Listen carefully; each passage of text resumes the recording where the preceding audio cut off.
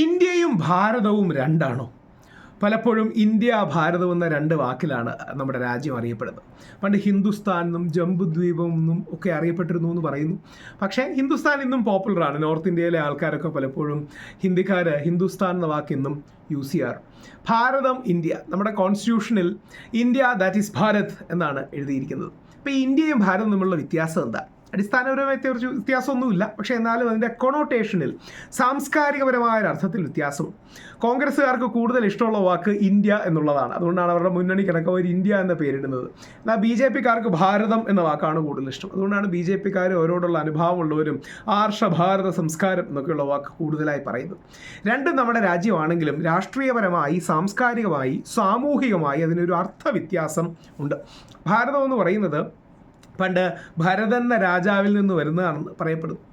ഭരതൻ നമ്മുടെ ശ്രീരാമൻ്റെ സഹോദരൻ ഭരതനല്ല, അതിനു മുമ്പുള്ളൊരു ഭരതനിൽ നിന്നാണ്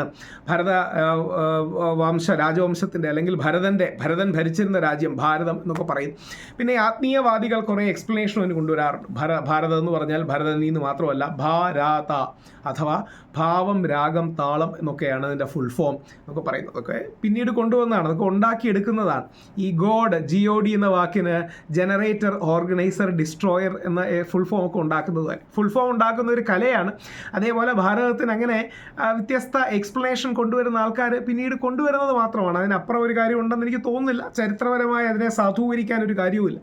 അപ്പം ഭാരതം എന്ന വാക്കിന് കുറേ കൂടെ ചരിത്രപരമായ, ഹിസ്റ്റോറിക്കലായ, സാംസ്കാരികമായ, റൈറ്റ് ലീനിങ് എന്ന് വിളിക്കാൻ കഴിയുന്ന, വലതുപക്ഷത്തേക്ക് സ്വാധീനമുള്ള അല്ലെങ്കിൽ വലത് ലീനിങ് ആയിട്ടുള്ള, ചാഞ്ഞു നിൽക്കുന്ന ഒരു അർത്ഥവ്യാപ്തിയാണ് ഈ ഭാരതത്തിലുള്ളത്. എന്നാൽ ഇന്ത്യ കുറച്ചുകൂടെ മോഡേണും ന്യൂ ആണ്.